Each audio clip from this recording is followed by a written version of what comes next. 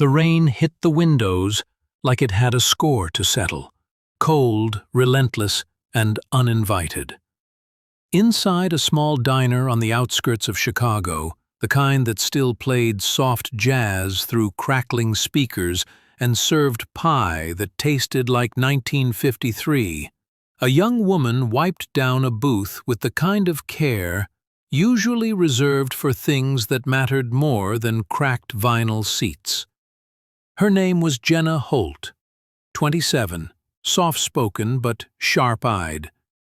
Most knew her as the girl with the patient smile, but very few knew that smile was often the only thing holding her together. Her shift had stretched beyond the normal hours again, not because she was asked to, but because she didn't want to go home to an empty apartment with leaking ceilings and silence so loud it could rattle her ribs. As the clock crept past midnight, she glanced toward the door. The streets outside were soaked. Every now and then, headlights passed, throwing long shadows across the linoleum floor. Then, a figure appeared. Alone, hunched, dripping wet, he stood there for a moment, like he wasn't sure if he belonged. His coat was expensive, but his eyes were tired. He walked in slowly, as if each step took effort. Not physically, but like every decision had weight. Jenna straightened. "Kitchen's still open," she called out gently. "But the heater's on blast, so you'll at least dry out a little." The man nodded once and sat in the farthest booth from the windows. Jenna brought him a towel and poured him coffee without being asked. "Rough night?" she asked. He looked up, rain still glistening on his brow. "Something like that." His voice was low, polite, but distant. Jenna didn't pry. That was one of her silent talents, knowing when someone wanted space, but not solitude. "Name's Jenna. Let me know if you're hungry." He glanced at her name tag, but didn't say his own. Jenna returned to the counter, but kept glancing at the man in the booth. There was something about him. His silence wasn't just tired, it was heavy. People came into diners like this for many reasons, some to eat, some to hide. Jenna had learned to tell the difference, and this man, despite the fine coat and expensive shoes now soaked through, was definitely hiding. She brought him a plate of soup.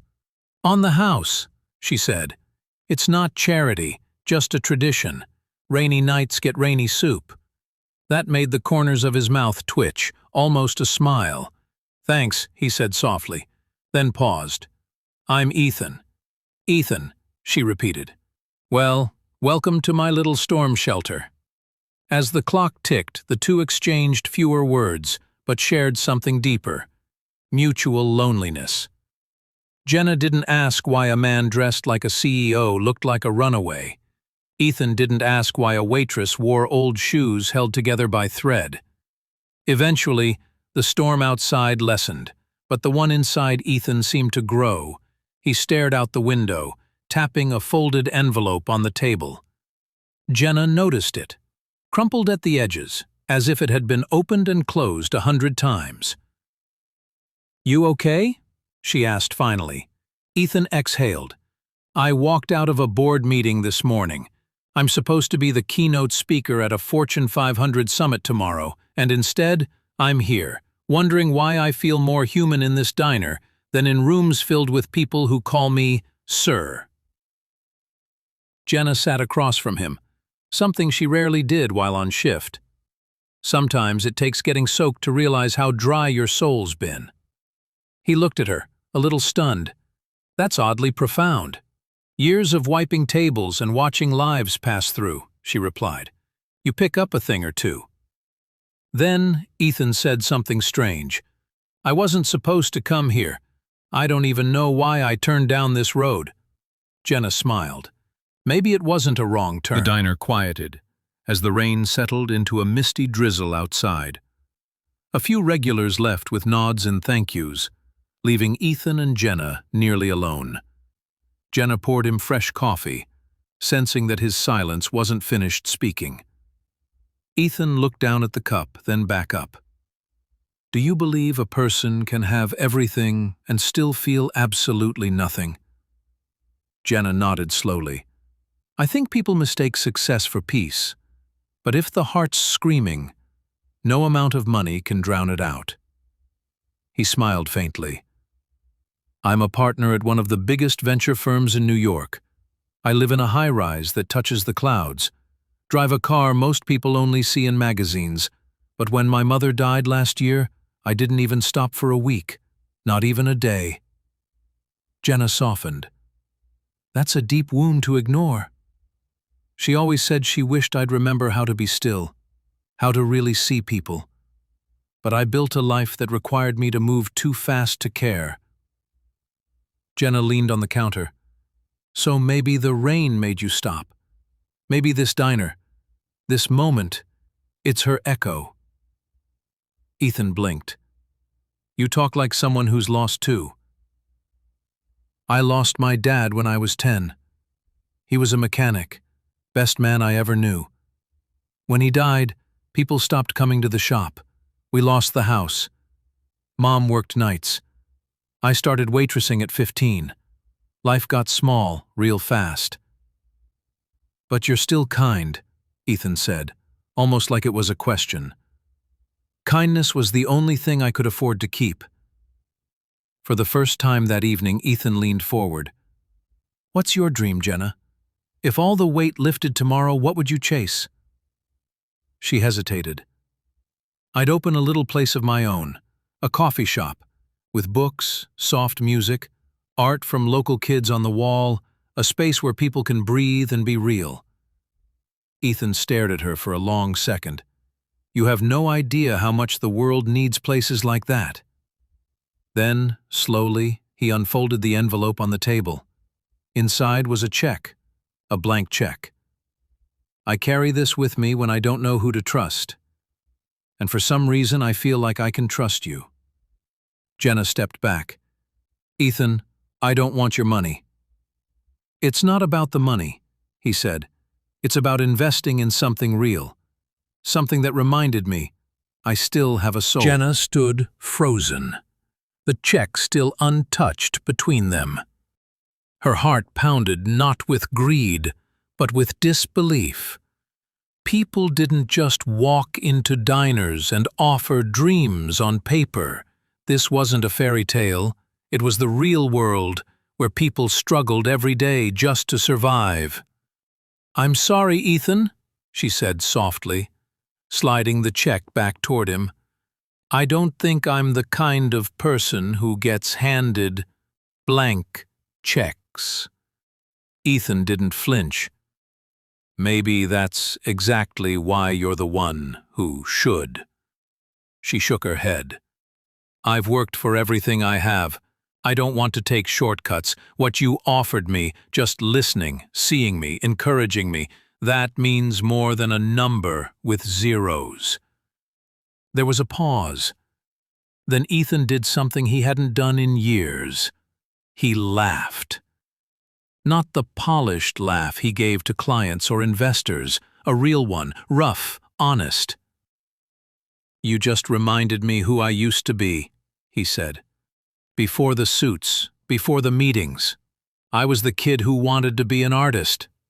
But I got scared, took the safe route, and somewhere along the way, I forgot that kindness was currency too.